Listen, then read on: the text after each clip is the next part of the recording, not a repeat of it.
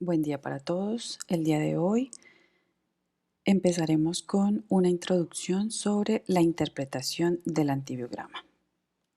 La idea es que esta revisión sea muy sencilla, muy básica, muy fácil de entender. Vamos a empezar. Entonces, ¿qué cosas vamos a ver en esta conferencia? Gram positivos, gram negativos. Vamos a hablar algo sobre la concentración inhibitoria mínima, que es la MIC, y vamos a ver algunos casos clínicos. Entonces, las bacterias son muy inteligentes, a veces se subestima la capacidad de las bacterias. Ellas viven mucho más antes que nosotros, hace 4.000 millones de años, siempre son más listas. Vamos a hablar sobre algo que se llama fenotipo natural, que es generalmente dado por el genotipo. Y especialmente sobre las bacterias más importantes, que son E. coli y Klebsiella, sobre todo para importancia médica, y también sobre Staphylococcus aureus. Fenotipos vemos, genotipos no sabemos. Eso es lo que normalmente nos muestra un antibiograma, el fenotipo, o sea, la expresión de la resistencia, pero realmente no sabemos o podemos en algunas ocasiones predecir este tipo de resistencia. Y vamos a ver la diferencia entre resistencia natural y resistencia adquirida. Entonces empezamos con algo muy básico. ¿Qué son las bacterias? Las bacterias son microorganismos procariotas, o sea que no tienen membrana nuclear, un tamaño microscópico entre 0.5 y 5 micrómetros y diferentes formas. Las bacterias de importancia médica se podrían dividir en dos importantes grupos, que son los cocos, que tienen su forma redondeada, y los bacilos, que son con su forma ovalada o cilíndrica, que generalmente los clasificamos como bacilos gram negativos y los cocos como cocos gram positivos. Bueno, entonces vamos a ver la diferencia entre las paredes bacterianas de los gram positivos y los gram negativos. Entonces, ¿por qué les decimos gram positivos? Porque tiñen en la tinción de gram. Entonces, por eso les decimos gram positivos y se ven de color morado. Bueno, y gram negativos porque no tiñen con la tinción de gram. Entonces, ¿qué pasa? Yo siempre los gram positivos los asemejo como con un pan y mantequilla encima. Entonces, ¿qué va a hacer este pan? Va a hacer la función de la membrana celular, y la mantequilla encima va a hacer la función del peptidoglicano. ¿Listo? Entonces, todo esto conforma la pared bacteriana. Entonces, vemos el peptidoglicano aquí formado por el ácido lipoteicoico, el ácido teicoico, quienes prestan principalmente una estructura. Afuera vamos a ver las beta-lactamasas, que son enzimas que se encargan de degradar los beta-lactámicos.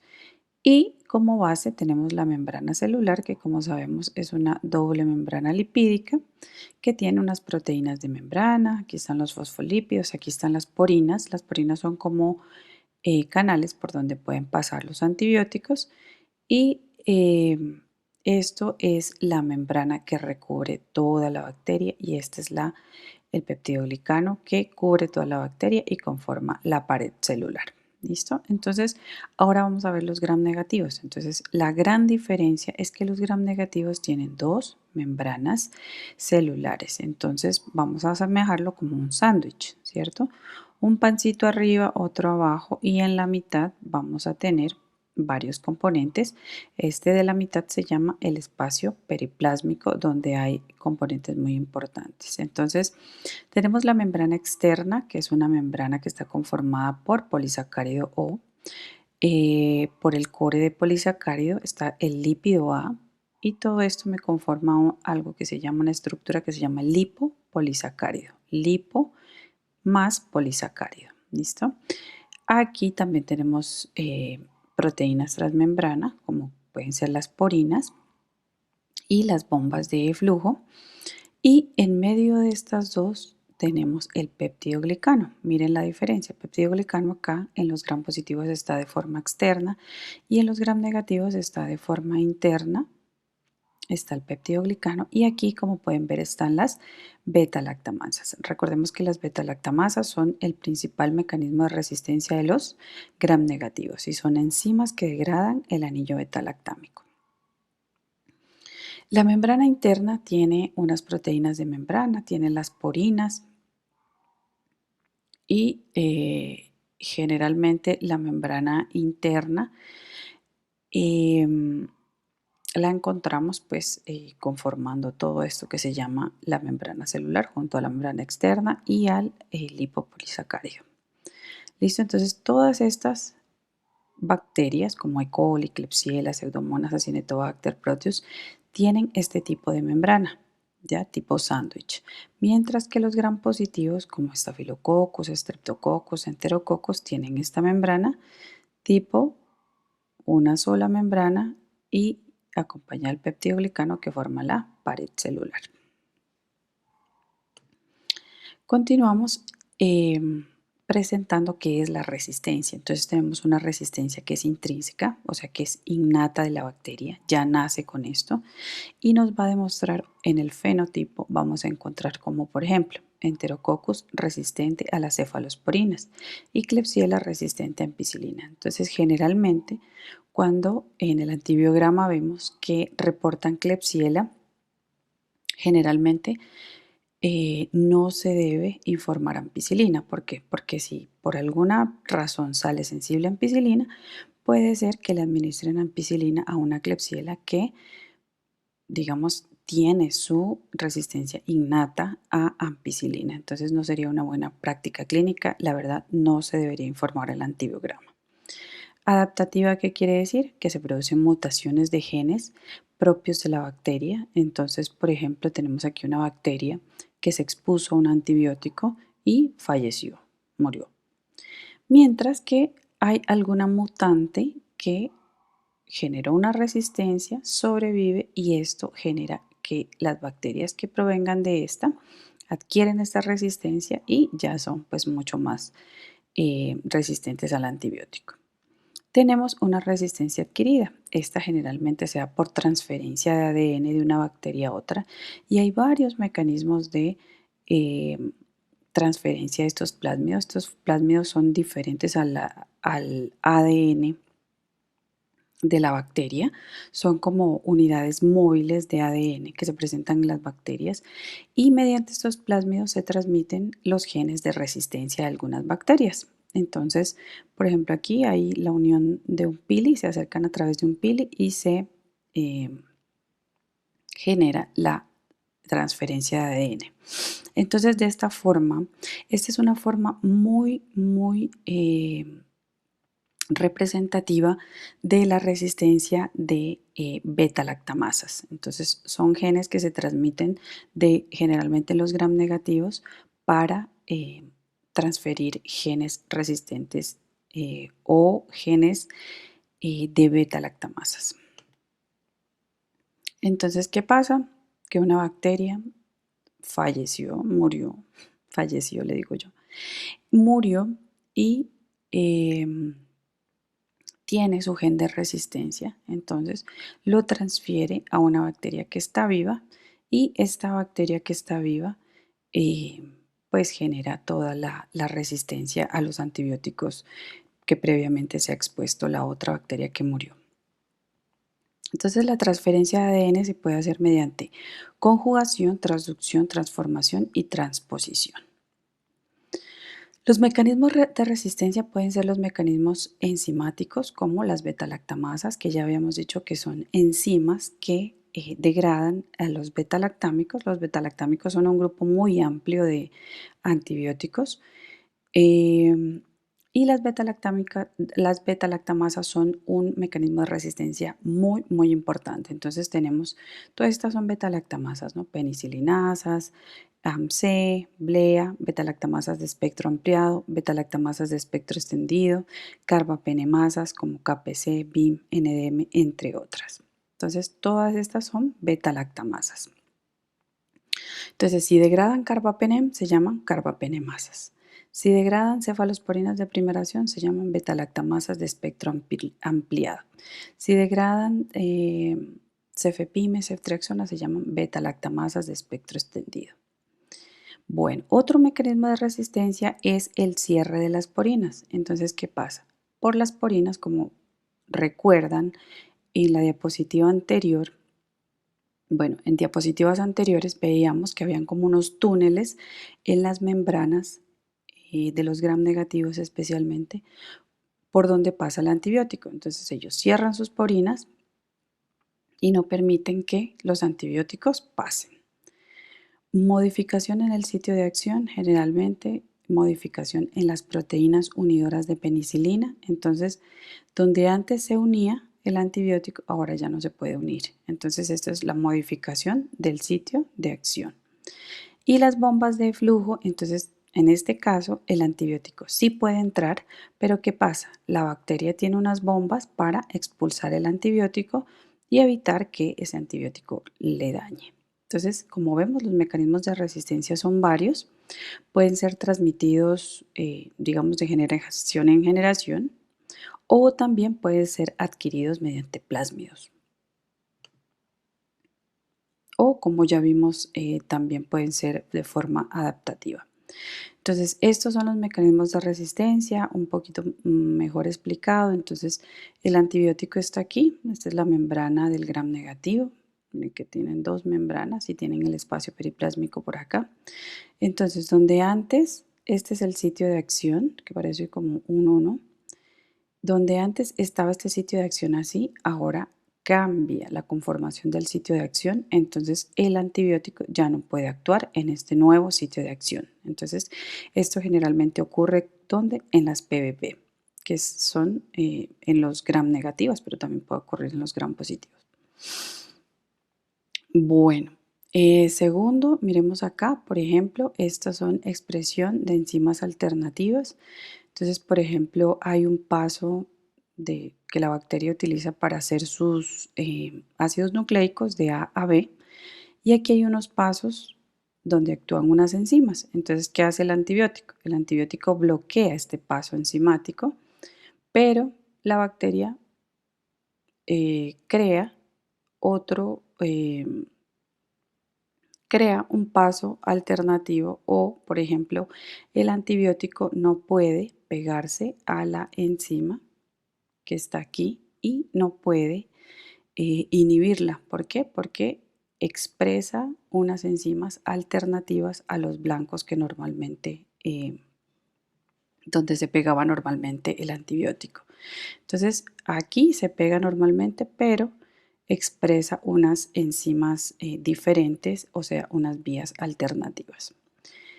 Las bombas de flujo, como decíamos, entra por las porinas del antibiótico, pero luego vienen unas bombas de flujo que lo expulsan y pues el antibiótico no puede actuar. Lo otro, esto generalmente lo hace Pseudomonas, cierre de porinas, o también es una resistencia a imipenem. Meropenem también se puede presentar resistencia a imipenem por cierre de porinas. Entonces, como el antibiótico no puede entrar, pues entonces no puede ejercer su acción dentro de la célula. Y otro mecanismo muy importante es la degradación enzimática, que es lo que les decía de las beta-lactamasas, que degradan el anillo beta-lactámico y generan pues que no haya acción de estos antibióticos. Vamos a empezar con los cocos gram positivos. Entonces tenemos los principales que, no los principales, bueno sí, los principales que nos informan como cocos gram positivos en racimos. Entonces vemos como un racimo de uva, ¿cierto? Entonces está Staphylococcus aureus meticilino sensible, Staphylococcus aureus meticilino resistente y meticilino sensible. Está también el Staphylococcus epidermidis. Pero ¿qué pasa cuando nos informan Streptococcus pneumoniae, Enterococcus o Streptococcus pyogenes? Nos informan como cocos gram positivos en cadenas. ¿Listo? ¿Eso qué quiere decir? Pues que vienen uno seguido del otro. Esto ya lo habíamos visto. Recordemos que la membrana es así. Este es el espacio exterior, solamente tienen una membrana, y vamos a ver en la estructura de los gram positivos cómo es esa resistencia. Entonces, este es un estafilococo de los años 40, donde vemos que prácticamente es sensible a todos los antibióticos, a todos los antibióticos. Pero posteriormente se introduce la penicilina y entonces se expresa el gen BLA-Z que nos representa la producción de penicilinasas A, B, C y D, siendo la más importante la A. El 90% de los estafilococos prácticamente tienen resistencia para penicilina, entonces esto se da por penicilinasas, o sea, beta-lactamasa se da esta resistencia. Que también podemos ver en el estafilococo aureus, podemos ver una resistencia del gen MECA, que eso lo vamos a ver más adelante en la próxima diapositiva mejor explicado, que la PBP2 se vuelve una PBP2A y genera resistencia para meticilina. Entonces esto nos da resistencia para penicilina, cefalosporinas, carbapenémicos, betalactámicos e inhibidores de la beta-lactamasa. La otra resistencia que no la puse aquí explícitamente es la resistencia que se llama la resistencia MLS, que es una resistencia compartida para macrólidos, lincosamidas y estreptograminas. Entonces, si tenemos un estafilococo aureus resistente a clindamicina y que sea sensible a eritromicina, tenemos que hacer algo que se llama un D-test, que eso ya no los informan actualmente en el laboratorio. Si ese D-test es positivo, quiere decir que la eritromicina comparte la resistencia con clindamicina. ¿Listo? Entonces, perdón, cuando la clindamicina está sensible y la eritromicina está resistente, hacemos el D-test. Entonces, hacemos el D-test para ver si la clindamicina tiene el gen MLS que comparte este tipo de resistencia y si por ejemplo clindamicina está sensible, eritromicina resistente y el D-test nos da positivo, ¿qué quiere decir? Que no podemos usar clindamicina a pesar de que nos salga sensible a clindamicina, ¿vale? Bueno, Staphylococcus aureus es lo que veníamos hablando de el cambio de la PBP, o sea, de la proteína unidora de penicilina. ¿Qué pasa? Miren, así está constituida la pared de los gram positivos. Entonces tenemos aquí, o sea, digamos que esta es como la estructura de lo que veíamos en la parte de afuera de la membrana, ¿ya? Este es el peptidoglicán. Vamos a verlo acá. Este es el peptidoglicán del que vamos a hablar. Entonces, esta estructura la vemos que está acá. Entonces, está conformada por ácido acetilmurámico, ácido acetilglicosamina y están unidos por el ácido teicoico con unos enlaces que se llaman los enlaces unidores de penicilina. ¿Listo? O PBP. Aquí en estas PBP, en lo que vemos nosotros color verde, se unen los beta-lactámicos y destruyen esta pared, ¿vale? Entonces son unos enlaces que están aquí y se van a unir el beta-lactámico y a destruir la pared. Entonces, ¿qué pasa? Esta PBP tiene una conformación así, miren, esta es la proteína unidora de penicilina, ¿cierto? Entonces, ¿qué pasa? Llega, este es el sitio de acción de la PBP2 y el antibiótico llega y se une perfectamente aquí. Pero, ¿qué pasa? Cuando hay una mutación, esta PBP2 se vuelve una PBP2A y se vuelve más pequeño y con menor afinidad. Entonces, nuestro beta-lactámico ya no puede actuar aquí. Entonces, esto genera resistencia del estafilococo aureus a la meticilina, oxacilina, cloxacilina, cefasolina. Entonces es la PBP2A la que genera una Staphylococcus aureus meticilino resistente. En el Streptococcus pneumoniae generalmente vemos algo parecido en la PBP2X, 2B y 1A. Bueno, entonces, ¿qué pasa? ¿Qué estamos haciendo actualmente cuando nos informan unos cocos gram positivos en racimos? ¿Qué hacemos? Pues a este cultivo que nos informan como hemocultivo, positivo, para, em, cocos gram positivos en racimos. Entonces le hacemos una, un film array de sepsis y entonces aquí nos va a informar el gen que se llama MECA. Recuerdan que les había dicho que mediante el gen MECA se produce la resistencia, o sea, se detecta la resistencia del estafilococo aureus a la meticilina, o sea, se detecta que la PBP2 ha cambiado a PBP2A y ahora es resistente. Entonces, mediante la identificación por PCR de este gen MECA, en este caso no es detectado, podemos decir que es un Staphylococcus aureus meticilino sensible, ¿cierto? Entonces, si aquí nos saliera MECA detectado, sería un Staphylococcus aureus meticilino resistente. Y esto lo podemos tener en las primeras horas después de tener las botellas positivas, sin esperar pues el resultado del cultivo, y ya podemos dar un tratamiento dirigido. Cuando nos reportan cocos gram positivos en cadenas, ¿se acuerdan que habíamos visto que es uno delante del otro en cadenas? Cocos gram positivos, miren, están moraditos. Pensamos en Streptococcus, ya sea Pneumoniae, Piógenes o Enterococcus. Podemos pedir un film array de sepsis en ciertos casos seleccionados. Bueno, vamos a hablar algo de la MIC, de neumococo, por ejemplo. Entonces, ¿qué es la MIC? La MIC es la concentración inhibitoria mínima. ¿Qué quiere decir? Que es la concentración mínima del antibiótico al que se inhibe el crecimiento bacteriano. Entonces, por ejemplo, para neumococo, la MIC en la resistencia de penicilina en patologías que no sean meningitis, en Colombia es alrededor del 30%. Entonces sería sensible si tenemos una MIC menor o igual a 2 microgramos mililitro y resistente mayor o igual a 8. Entonces, en estos casos tendríamos que proporcionar una dosis alta de amoxicilina o una dosis alta de ampicilina, dependiendo pues el estado del paciente.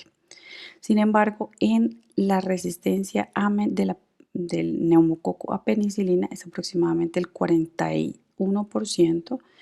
Miren que en el sistema nervioso central pues no nos podemos dar el lujo de fallar. Y aquí la MIC es mucho más pequeña, o sea que tenemos que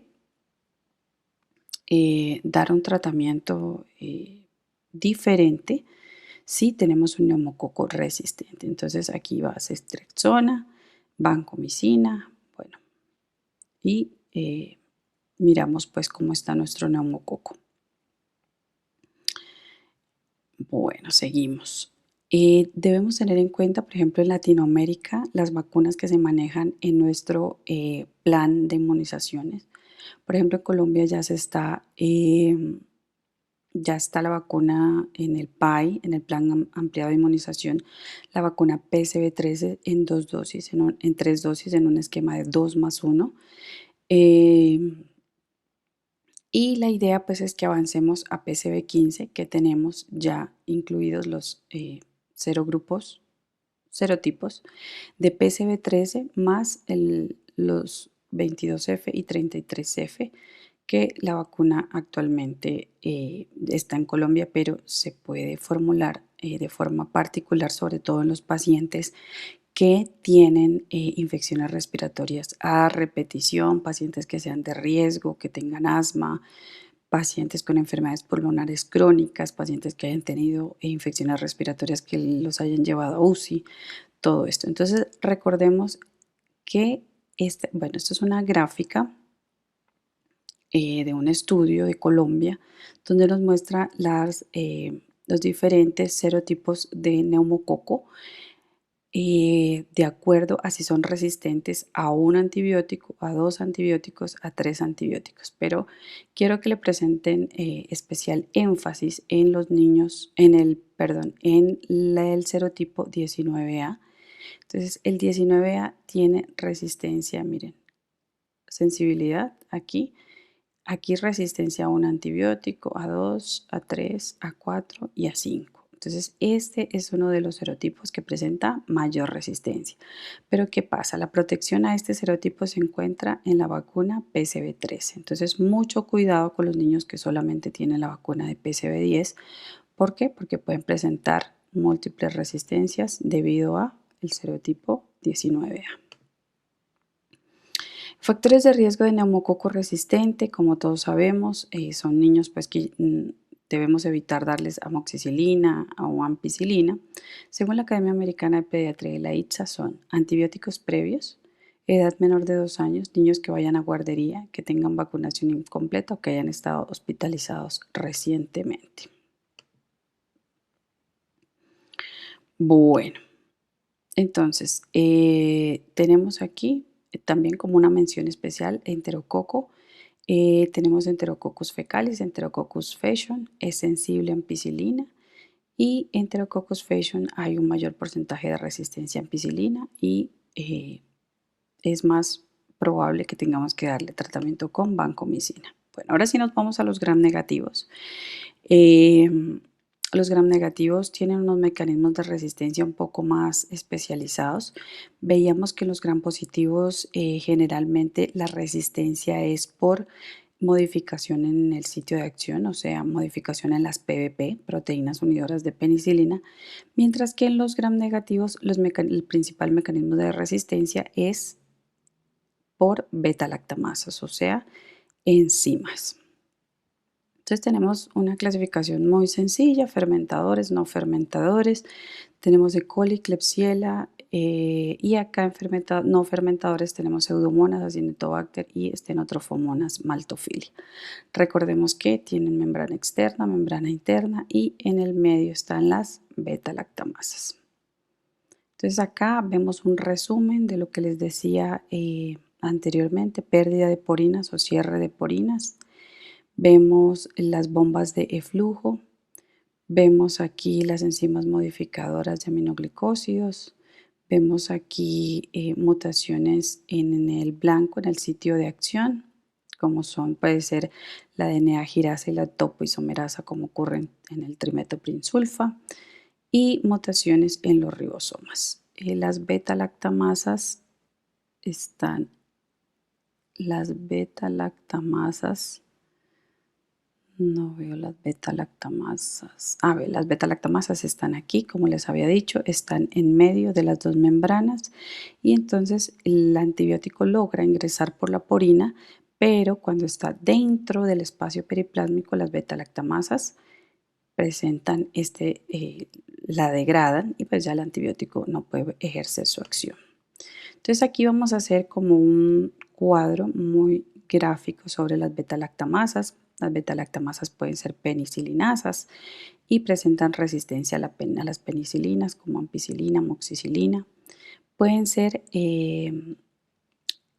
presentar resistencia a los inhibidores de beta-lactamasas como por ejemplo el sulbactam. Y esta resistencia se llama IRT, inhibitor resistente.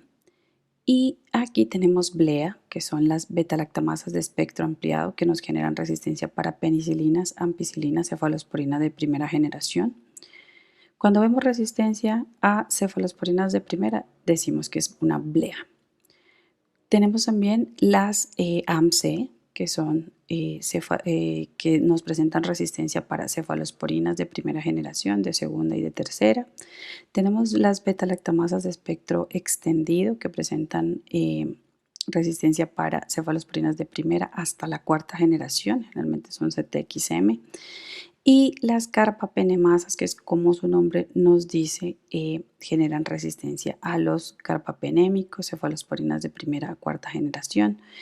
Y se pueden llamar BIM, OXA, KPC, NDM, dependiendo la bacteria en la que se expresen, vamos a tener el tipo de carbapenemasas. Entonces, esto es una cortesía del doctor Wilfrido Coronel Tenemos aquí las penicilinasas, las beta-lactamasas BLEA que se llevan a las penicilinas y a las cefalosporinas de primera generación. Tenemos a las BLE que se llevan tanto a las penicilinas, cefalosporinas de primera, de segunda, monobactams y hasta las cefalosporinas de cuarta. Las carbapenemasas que se llevan todo y hay otras clases que tienen como SM, IMI y NMC, que son de otras de clase A, que solamente tienen resistencia a las de cefalosporinas de segunda, carbapenems, y dejan libre monobactams y cefalosporinas de tercera y cuarta. Entonces, un repasito muy breve de las cefalosporinas. Entonces, tenemos aquí la cefalosporina de primera generación, cefazolina, cefalotina, cefalexina. Generalmente las usamos en piel y en infección de vías urinarias.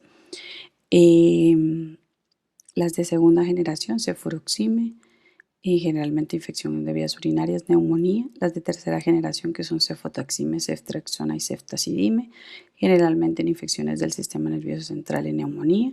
Las cefalosporinas de cuarta, que son cefepime. Esta es la única que utilizamos, cefalosporinas de cuarta. Generalmente las utilizamos en infecciones asociadas al cuidado de la salud. Y tenemos una cefalosporina nueva que es, bueno, relativamente que es de quinta generación, que es ceftaroline, que nos sirve para Staphylococcus aureus meticilino resistente. Digamos que puede actuar en la PBP2A, entonces nos sirve para infecciones causadas por Staphylococcus aureus meticilino resistente. Entonces, ¿qué pasa? De la primera a la cuarta generación, las cefalosporinas van aumentando su actividad contra gram negativos y de la cuarta hacia la primera van aumentando su actividad para gram positivos. Entonces, ¿de qué se trata leer la lectura interpretada del antibiograma? ¿Listo? Por ejemplo, en niños tenemos una E. coli fenotipo natural. Miren, todas las mediciones a los antibióticos son sensibles. Esta es una E. coli en un urocultivo. E. coli con recuento mayor de 100.000 unidades formadoras de colonia y es una E. coli fenotipo natural. Entonces tenemos que varios antibióticos, ¿cierto? Nos pueden servir. Tenemos amikacina, tenemos cipro, tenemos ceftriaxona, tenemos trimethoprim-sulfa, muchos antibióticos, ampicilina, sulbactam. Pero el antibiótico ideal en este momento, en este tipo de infección, sería cefalexina. ¿Por qué? Porque es menor espectro y menores efectos adversos. ¿Cuáles serían los efectos adversos de estos demás medicamentos? Por ejemplo, amikacina, ototoxicidad, nefrotoxicidad. Ciprofloxacina también no se usa en niños porque tiene unos efectos adversos en el talón y en el cartílago de crecimiento y también cura anaerobios. Entonces, digamos que en ese caso, pues los anaerobios no tienen la culpa. Siempre yo lo digo así, o sea, los anaerobios, si no los tocamos, muchísimo mejor. Trimethoprim-sulfa, que pasa en los niños pequeños, pueden causar Steven Johnson o pueden causar depresión de la médula ósea. La ceftriaxona, recordemos que es un antibiótico, una cefalosporina de amplio espectro y pues si tenemos una E. coli de fenotipo natural, pues sería un despropósito utilizarla en este tipo de infecciones. Así sea un paciente que está en UCI, así sea un paciente que está grave, lo ideal sería utilizar cefalexina. Ampicilina sulbactam, pues también nos serviría. Sin embargo, ampicilina sulbactam también cubre anaerobios. Entonces, ¿qué culpa tienen los anaerobios? Entonces, aquí sería cefalexina. Aunque nos presente que está sensible a ampicilina, no se recomienda porque presenta alto riesgo de que se produzcan penicilinasas, que la ampicilina genere una producción de penicilinasas y finalmente tengamos un fracaso clínico. Entonces, en este caso, la decisión sería cefalexina. Bueno, entonces en la lectura de antibiograma y nuestro tratamiento de infectología, menos es más. ¿Listo? Entonces, ¿qué vamos a escoger? Un antibiótico que tenga menos espectro y menores efectos adversos, ¿cierto? Bueno, entonces vamos a ver un caso clínico para poder interpretar el antibiograma. Entonces, tenemos un paciente de 5 meses de edad, consulta por 3 días de evolución de vesículas eritematosas en piel con áreas de celulitis en región occipital y fiebre, hermanos y madres con varicela, parto domiciliario y sin vacunación. Entonces, tiene los leucocitos en 15.000, unos neutrófilos en 12.500, unos linfocitos en 1.500, el resto normal, la PCR 1.5 miligramos. Bueno, ¿qué pasa? ¿Cuál es el diagnóstico? Una infección, probablemente una varicela que está sobreinfectada. ¿Cuál va a ser nuestro enfoque? Pues vamos a iniciar qué tratamiento empírico. Entonces, el tratamiento empírico que tenemos que, como es un niño de 5 mesecitos, para las lesiones sobreinfectadas, vamos a iniciar un tratamiento que cubra gram positivos, ¿cierto? Porque las infecciones en piel lo más probable es que tengan infecciones por gram positivos. Y sobre todo, pues estamos hablando de varicela, puede ser un streptococcus, puede ser un staphylococcus aureus, dependiendo la región en la que nos encontremos. Entonces, ¿qué tenemos aquí? Tenemos a las 17 horas nos crecen unos cocos gram positivos en racimos en ambos hemocultivos. Aquí podríamos hacerle el film array de sepsis antes de tener el cultivo, sin embargo aquí nos esperamos al cultivo y ¿qué pasa? Tenemos sensibilidad a todos los medicamentos, excepto para la penicilina G, que como sabemos que todos los estafilococcus aureus prácticamente tienen penicillinasas. Entonces, ¿cuál sería el tratamiento de elección? En este caso sería oxacilina o sería cefazolina, porque tenemos un Staphylococcus aureus meticilino sensible, ¿cierto? Eh, el tratamiento, ya lo dijimos, la duración del tratamiento depende cuánto se demore en limpiar la bacteriemia y los hemocultivos de control serían 48 horas después de haber iniciado el tratamiento dirigido. Bueno, tenemos un paciente de 2 meses, otro caso clínico, consulta por fiebre de 12 horas de evolución, 2 episodios de vómito y luce bien. Recordemos que el paciente de 2 meses es un paciente especial porque tiene alto riesgo de infección invasiva. Los leucocitos están en 13.000, los neutros en 10.500, los linfocitos en 500, resto normal, la PCR en 10. Entonces, ¿qué pasa? Pues es un lactante febril sin foco. ¿Qué tratamiento le vamos a dar? Idealmente, ceftriaxona. Tenemos que hacerle un enfoque de hemocultivos, urocultivos y punción lumbar. Generalmente hacemos punción lumbar cuando el paciente tiene elevados los reactantes, como en este caso. Resulta que en nuestro urocultivo aparece una Klebsiella pneumoniae con sensibilidad a todos los medicamentos testeados. Esta es una Klebsiella pneumoniae, fenotipo natural. ¿Qué tratamiento sería el más importante? Está con ceftriaxona. ¿A qué lo desescalamos? A cefazolina, ¿cierto? Menores efectos adversos, menor espectro. Lo pasamos a cefazolina a este niño. Claro, obviamente si la punción lumbar está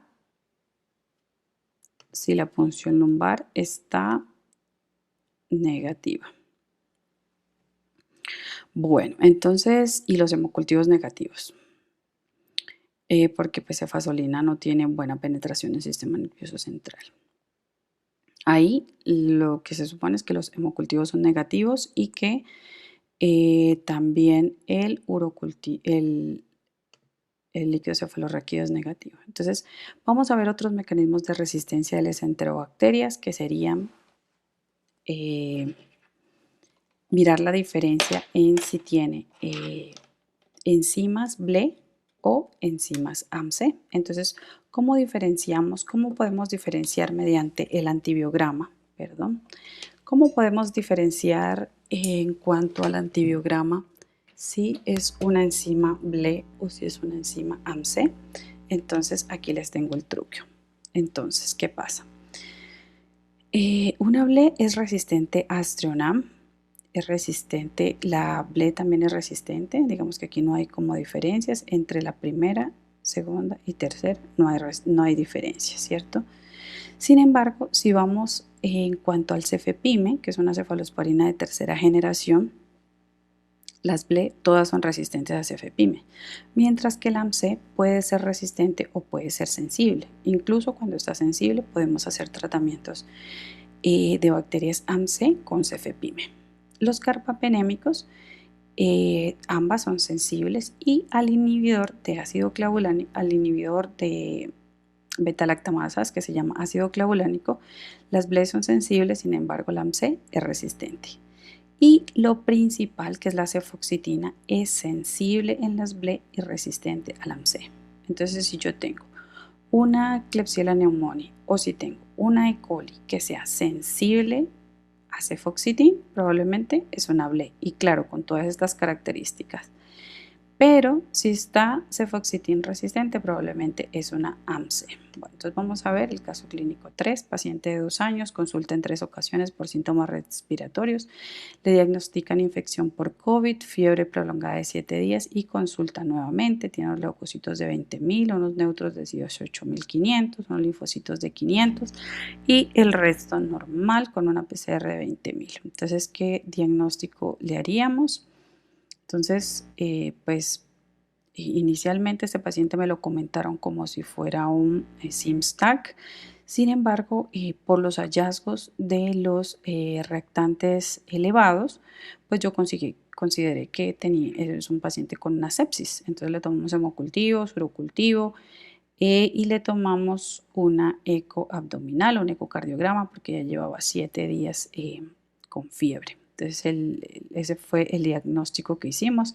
Le hicimos como tenía sepsis, le iniciamos tratamiento con ceftriaxona mientras obteníamos pues, los cultivos. En este caso obtuvimos que tenía una peritonitis, o sea, tenía una apendicitis y además tenía una infección urinaria. Entonces, esta nos salió una E. coli en un urocultivo mayor de 100.000 unidades formadoras de colonia y miramos para tratar este microorganismo. Entonces, está resistente a ampicilina, ¿qué quiere decir? O sea, que tiene penicilinasas, está sensible a micacina, ciprofloxacina sensible, ceftriaxona resistente, miren.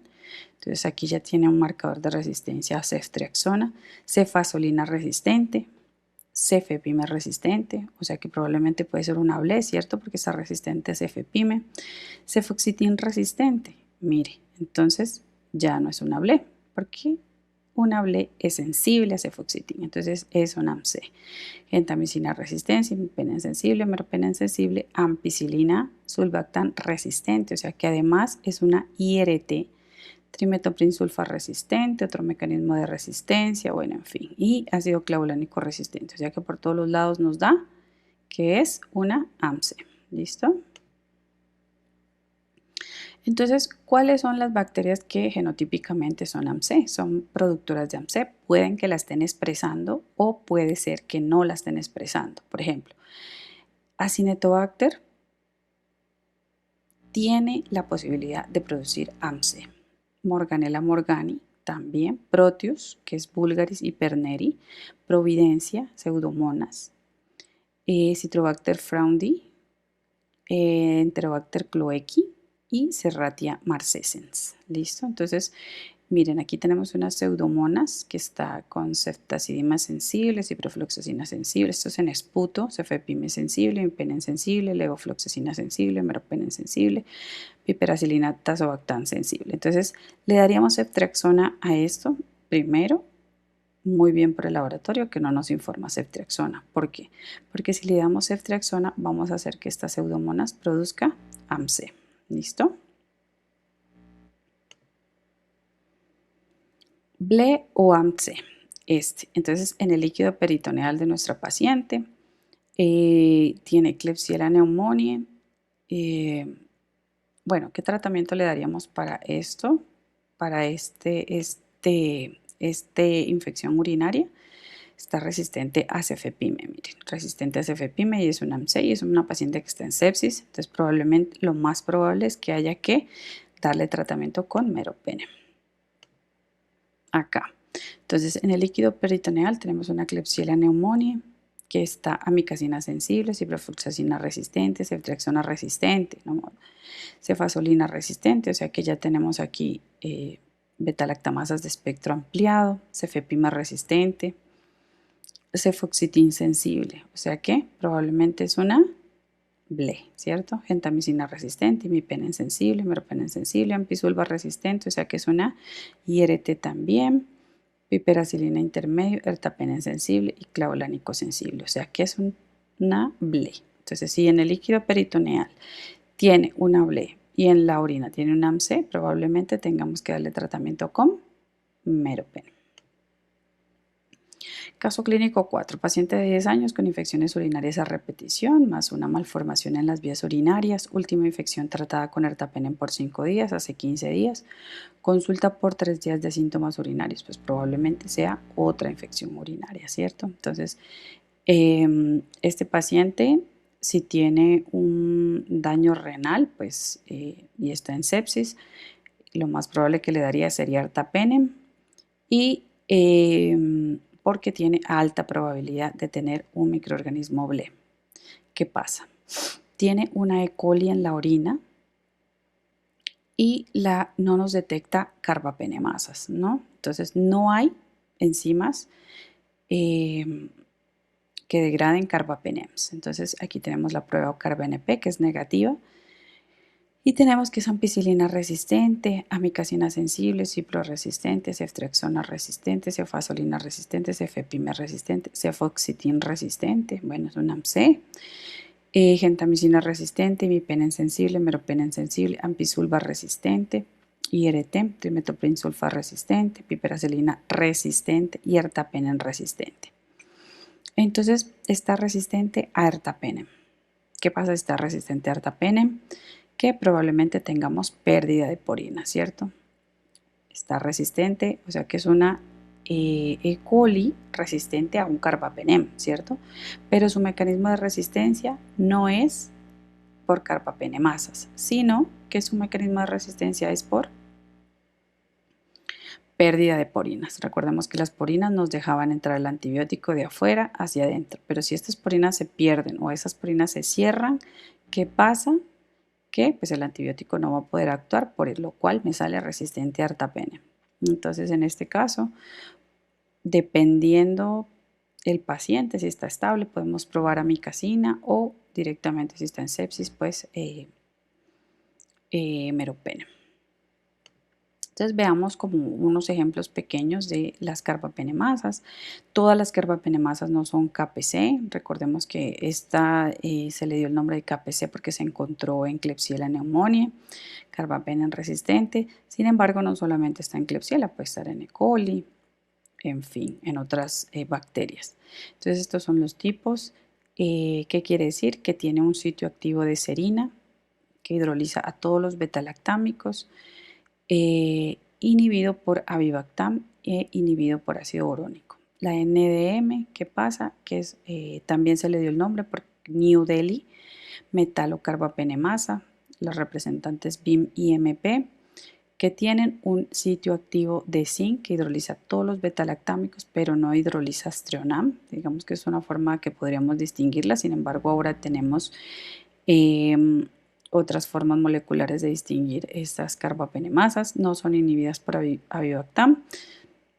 Y la OXA 48 que tiene, son tipo clase D, tienen una serina en su sitio activo, hidroliza las penicilinas en los carbapenémicos y sí son inhibidas por avibactam. O sea que los que tienen, las que son inhibidas por avibactam, podemos utilizar de tratamiento cefta-avibactam como las tipo A y las tipo OXA, las tipo D. Pero no podemos utilizar en las NDM porque no son inhibidas por avibactam. ¿Qué se hace en este caso? Actualmente el tratamiento es ceftazidime-avibactam más astrionam, ¿cierto? Son transferidas por plásmidos, lo cual quiere decir que se diseminan rápidamente. Entonces tenemos la resistencia a meropenem, tenemos aquí una Klebsiella usana con un recuento, es un urocultivo de más de 100.000 unidades formadoras de colonia. Nos dice el test de carbapenemasas que tiene una carbapenemasa tipo serina o KPC. Entonces miren, prácticamente tiene resistencia a todo, fosfomicina sensible, cefoxitin resistente, meropenem resistente, miren la MIC está más de 32, ampicilva resistente, trimethoprim, bueno, todo esto está resistente. Entonces tiene una carbapenemasa tipo A, el tratamiento sería, como ya dijimos, cefta-avibactam. Recordemos que tenemos unos paneles que también nos predicen que nos detectan esa resistencia mediante detección molecular. Tenemos, estos son los genes de resistencia. Mira, aquí está MECA para Staphylococcus aureus, están para BLE, CTXM, están para pues, enterococo resistente a vancomicina, bueno, y otros. Y recordemos que en el panel FilmArray de neumonía también tenemos resistencia de MECA para Staphylococcus aureus, y tenemos también resistencia para BLE, y tenemos también detección de carbapenemasas, como ya dijimos, KPC, NDM, Oxavim, y esto pues es una gran ayuda al panel de neumonía cuando tenemos a nuestro paciente intubado. Y el panel de sepsis pues se indica generalmente cuando tenemos cocos gram positivos en racimos, con infecciones en piel, que pues estén en sepsis y que podamos rápidamente desescalar a el tratamiento dirigido. Si nuestro gen MECA no sale positivo, pues es un estafilococo aureus meticilino sensible. Si no sale negativo, es un estafilococo MECA positivo resistente y MECA negativo meticilino sensible. Bueno, eso sería todo. Gracias. Aquí no escribí mis redes sociales. En Instagram nos pueden encontrar como Uso Racional de Antimicrobianos, y lo mismo que en Facebook. No se pierdan. Esta es una introducción muy básica sobre la lectura del antibiograma. Sin embargo, este tema tiene muchísimas aristas, muchísimas variaciones, muchísimas... sobre todo en cuanto a la clínica, puede variar muchísimo dependiendo del foco en que se encuentre la infección. Entonces varía pues la distribución del antibiótico, por lo cual debemos tomarlo como una guía. Y los invito a adquirir el curso completo de lectura interpretada del antibiograma en la plataforma de Hotmart, y seguir mis redes sociales también como Anabel Ortiz Burgos. Me pueden encontrar en Instagram y Facebook. Muchísimas gracias. Espero sus comentarios en la plataforma de YouTube y también en Hotmart. Muchísimas gracias. El correo, si tienen alguna duda, si tienen alguna pregunta, es usoracionaldeantimicrobianos@gmail.com. Muchísimas gracias.